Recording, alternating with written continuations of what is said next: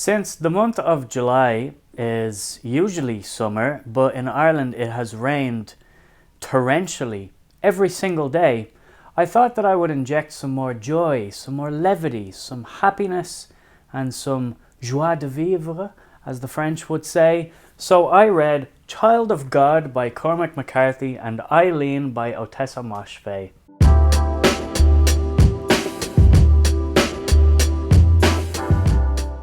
I had a wonderful time. It was nothing but sunshine and roses and rainbows and unicorns and ice pops. These books are harmless adventures, tales of heroism and overcoming the difficulties in life through very wholesome, healthy ways, through the power of friendship and love for other people. And no, they're not really. These are two character studies or character portraits. We'll get into that in a little while. But they're quite similar thematically, and I just read both of them, so I'm going to talk about both of them at the same time because there are some comparisons, some differences in style, but they deal with similar themes, at least in my opinion.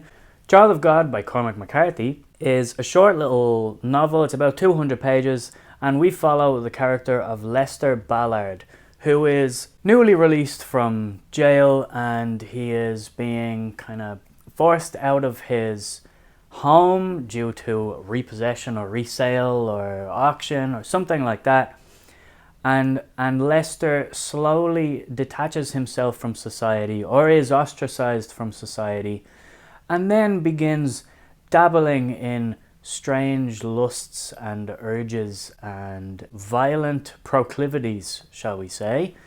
And Eileen, somewhat similarly, follows a very disaffected, bored and abused young woman who works in a prison for young boys. And we examine how this woman has never really managed to integrate herself into society in the traditional ways of socialization, and how her brain works because of it, and how a new charismatic person can enter her life and maybe awaken a side of her that is even more unusual. And I think it's quite similar to Child of God in a sense that both of these books look at the effects of isolation on people and the effects of just not having a good friend or an influence around you to socialize yourself, to gain an understanding of what it means to really be human. And I think the interesting thing about these two books is that they examine human beings, but they examine unsocialized human beings to the point of extreme depravity, and things escalate rather quickly with both of these characters, and they do more and more obscene things. I'm going to put the books down now. But the main similarity that I see is the effects of isolation on these characters and ostracization, however you say that word, characters being ostracized from society. And as society distances itself from our two protagonists in these two books, they distance themselves from societies and basic social norms. The main difference I would see between the two is tone. So Ottessa Moshfegh has this style of writing that is very banal, and I think it perfectly encapsulates the feeling of her main character. And I've also read another book by Ottessa Moshfegh, My Year of Rest and Relaxation, and it has a similar tone, this kind of, I'm just bored with the society, I'm bored with all of these things that we're expected to do. I am weird, but I will behave a way that I see fit and just completely remove myself from society. There is an element of humor. Another thing about Eileen is that there's a central mystery to it. she builds tension in a way that at the start of the book, she tells you at the end of this week on Christmas Eve, something will happen, or I will do something. And so the main character, Eileen, is narrating this story to the reader from present day when she is an old woman. And all that we know is that she has left this old life behind, and now she seems to live quite contently as an old woman. But this period of her life was a confused, a challenging period of time. She just didn't know how to interact with the world around her. And she also gave in to strange lusts and depraved thoughts, and she lays it all bare for the reader. I think Ottessa Moshfegh is quite famous for writing unlikable characters. I think I liked Eileen somewhat. She's quite an unstable person for most of the book. And the same for sure cannot be said for the protagonist in Child of God. So Cormac McCarthy writes probably the most unlikable character that I have read. And I've read some unlikable characters that I actually end up liking because I find them charismatic. I think Lester Ballard is not a charismatic character at all. He's a man of few words as well. But there is a morbid curiosity that you have in his psychology, and it is successful to me because of Cormac McCarthy's writing. So his style, in contrast to Ottessa Moshfegh's, is not very bland and banal and matter of fact. It's quite purposeful and deliberate, and often a little bit lyrical, and there's a bit of flavor to it because he's got obviously some slang from Tennessee, but it's quite deliberate. So his word choice is used to great effect, and he breaks probably every rule that traditional writing classes would give young writers, in the sense that he doesn't use punctuation. He's very famous for this. He doesn't use quotation marks. His sentence structure sometimes can be confusing. So even though it's a short book, it can take some time to sink into the writing style. But it's a style that I find really, really engrossing and unique and different. And it's not just a gimmick. He does it with a purpose. So when he changes narrator or changes tense weirdly in the middle of a scene or from one chapter to another, by the end of that chapter you see the purpose of what he did because the emotional impact is there, or he'll slap you in the face with whatever it is he's trying to get across. And usually in this book what he's trying to get across is just how depraved a regular human being can get if they are completely neglected by society, by the people around them. And he also doesn't paint that as an excuse. He just says, kind of as a thought experiment, what would happen if this uneducated, what is basically a white trash person, gets completely removed and has no other option left to him to socialize properly or to live a good life. That maybe he was dealt just one small wrong hand and went down this path of not knowing right from wrong, completely not knowing right from wrong. And it's an interesting book in that way. It's not a happy book at all. I don't find that there's much humor to it at all, which is where Ottessa Moshfegh, I think, might be the more palatable read. She's got some humor in there. There's specifically a scene where Eileen meets this character, this enigmatic Rebecca, who pulls her out of her shell a little bit and breaks down her inhibitions. And she goes to visit Rebecca and brings a bottle of wine. And this Rebecca character, who is kind of showing Eileen how to become confident in herself, how to grow out of her shell, takes the wine bottle smashes the neck to open it and pours it out of the broken bottle. And this scene is written so casually that it's extremely hilarious. I burst out laughing. And it was the style that Ottessa Moshfegh chose to write in that made that work. This matter-of-fact bluntness made it funny. That may not land for everybody, but it landed for me. And with Cormac McCarthy, with Child of God, he has this punchy, sparse dialogue and narration. Dialogue is within the narration sometimes, so you have to be paying attention to know when a character is actually talking. But he chooses every word extremely carefully for dramatic effect or for the thematic effect. The key thing as well for Child of God is the fact that I don't see it as a book with any hope in it. It is quite simply a character study, or I would probably say more of a character portrait, because it doesn't necessarily delve too deeply into this character's psychology and the whys, and there's not a whole lot of introspection.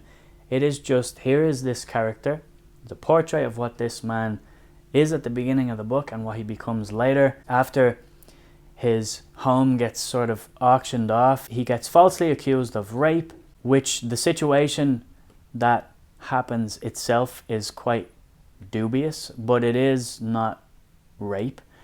And he immediately feels victimized about this. So he's jailed, but he is released within a couple of days, and slowly but surely starts descending down a path of very strange sexual proclivities, namely necrophilia. So, trigger warning right offhand, there are some quite unsettling scenes in this, putting it mildly. He doesn't necessarily get too graphic with that part, but there are major indications that is what's happening. It's quite clear that is what's happening. We are more so left with graphic scenes of violence in the book, and I don't find that there are any hopeful factors or hopeful themes left with the reader with Child of God. It is completely devoid of any semblance of, well, this character is somewhat sympathetic. And again, using that writing style and changing his tense and how he narrates the book, there is one line where he directly addresses the reader, and it's the only time in the book that he does it. And he just says, making reference to the title of the book, Lester Ballard is a child of God, just like you might be. It hits you in a way that, okay, well, this book is not about an evil person, it is just simply about this person that does a lot of fucked up shit. And contrary to that, Eileen sort of leaves you in a bit of a more hopeful place. She doesn't fully go down the depraved, there is no coming back from this road. She doesn't cross the final step, at least for me, in this book and just within the rules of this story. Essentially, what kickstarts the plot is this enigmatic Rebecca character starts working in the prison. Eileen is drawn to her, maybe both as a friend and probably sexually or romantically, but we're not exactly sure, and Eileen isn't too sure either. She's still juggling with her inner thoughts and her inner emotions and who she is and what it is she's into. She often has rape fantasies about one of the prison guards that works there, but that never goes anywhere. She often pulls herself back. They're just thoughts that randomly appear in her head that are depraved and are fucked up. But I think what Ottessa Moshfegh tries to say, at least, is that any one of us at any given moment in time can have a fucked up thought, but it's acting on it that is the bad thing, or giving it any real, genuine consideration is the really bad thing. And I find that to be at least the more redeeming quality in Eileen compared to Child of God, where Eileen, by the end of the book, feels like she has stepped out of her depth a little bit. I'm not going to give any spoilers or get into why that is, but she might have realized that maybe she's starting to take a step too far and pulls herself out of it slightly. Maybe that's just my own interpretation, but compared to Child of God, there is a redeeming factor to Eileen. And I think that is achieved by the brief moments of levity that are in the book, and the brief moments of humour, and the brief moments of Eileen herself feeling completely out of her depth. Whereas Lester Ballard in Child of God is pretty content doing what he does. And it is uncomfortable to read about. But Cormac McCarthy's style also adds I wouldn't say a poetic quality to it, but a bit of a flavour to it. The way he's writing it is just very interesting. So it's hard for me to recommend a book like that for somebody looking for an entertaining read. But if you're into the craft of writing, or just sentence structure and how he is using that for effect, it's a really good book to try. And in terms of the tone as well, and the way they use the writing, I gave the example of Ottessa Moshfegh using that banal, matter-of-fact language for humorous effect. There is a matter-of-factness as well to the narration in Child of God, where it's more conveying the fact that Lester Ballard doesn't really care about the people that he's doing these things to. There is a scene specifically where it's quite a graphic scene where he is shooting somebody in the back of the head, and with the lack of punctuation and quotation marks and exclamation marks, there is a sort of a level tone to the scene where you feel like you're just sort of reading a weather report on the news or something, and it goes, the next line is like, "Oh no," she said, and there's no exclamation point, there's no quotation marks, there's no ratchet of tension with somebody screaming, "Oh no," she screamed. He doesn't do that. It's quite simply, "Oh no," she said, and I just found that to be really, really effective. It kind of showed us how little this character cared, because it is so deadpan, and deadpan in a very, very different way to Ottessa Moshfegh, and not humorous in the slightest. Another thing with both books is there is a gradual build of tension, and the release is different in both books. So the gradual build of tension in Eileen is quite tight. So it's almost written in a psychological thriller type of way. And if you've watched our crime video, we kind of explain, at least I try to rationalize my own interpretations of the thriller versus crime genre labels. And I find Eileen is written in a psychological thriller way, so that the tension that she ratchets up with each chapter being a different day leading up to the end of the week where something happens. She uses that to great effect by kind of giving you a red herring, and she presents a situation where you think Eileen is going to do this thing because it is obvious, this is what we're leading up to, and by the end, in the final day, we get a little bit of a twist, not necessarily a twist, but it doesn't pan out the way you think it does, and then we have that release of information, of the tension bubble kind of dissipates, and we find out what's actually going on, and then you get that catharsis with the revelation of what actually happened on that fateful day. With Child of God, it is what I would consider more on the psychological crime side of things. So there is a build-up of tension, but we know exactly what Lester Ballard is going to do. The tension is from a more psychological perspective, so it is more about when's he going to cross that line. So less about plot, oh my god, revealing what it is that happened, what it is she did.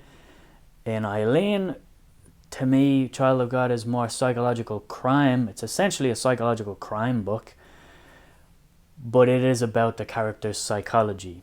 And when is the character going to become something else, rather than when is this character going to do this thing? Or what is it this character does? So that would be the main difference as well between the two books. I think just the tone, thematically they're very, very similar, but I think genre-wise they're straddling that psychological crime, psychological thriller, and one book leads one way and the other one leads the other way. So I think they were two really interesting reads to do at the same time, and the one thing that was very fascinating was just the male perspective versus the female perspective, because quite often in crime books or in fantasy even, we get the male perspective of this is a tortured soul who does bad things because they are tortured. We don't often get the exact same thing from a female perspective. So Eileen explores a lot of things that are quite specific to femininity, whereas Lester Ballard, of course, focuses on a lot of things that are very hyper masculine. And I thought that was a nice counterbalance between the two books as well. It was a total accident, me picking up both of these books one after the other, but I think they added a nice contrast, because in Eileen we have a lot of internal narration with her being so preoccupied with her body and her not being satisfied with her outward expression of sexuality, and she struggles with that through the entire book and repeats it often. And then she also has her own views about the physicality of other women. She comments a lot on other fat women and fat shames people, but then fat shames herself, even though she's described as quite an emaciated character. And that was just an interesting aspect of the book. Child of God, on the other hand, it is not necessarily anything internal in that way, but it is all externally projected sexually onto women, which is unfortunately the negative masculine trait in these kinds of characters. So, anyway, I read two of the most depraved books that I think exist, and completely by accident, or maybe it wasn't by accident, maybe I just wanted to counteract one about a woman and one about a man, so I picked both up one after the other. I hope you enjoyed my thoughts, well, as enjoyable as something like this could be. Let me know if you've read these books. Let me know down in the comments what you think of them. If you think my interpretations are off, if you think my comparisons are off, or if you think they're spot on, let me know. Like the video if you enjoyed the review, and I'll see you guys next time.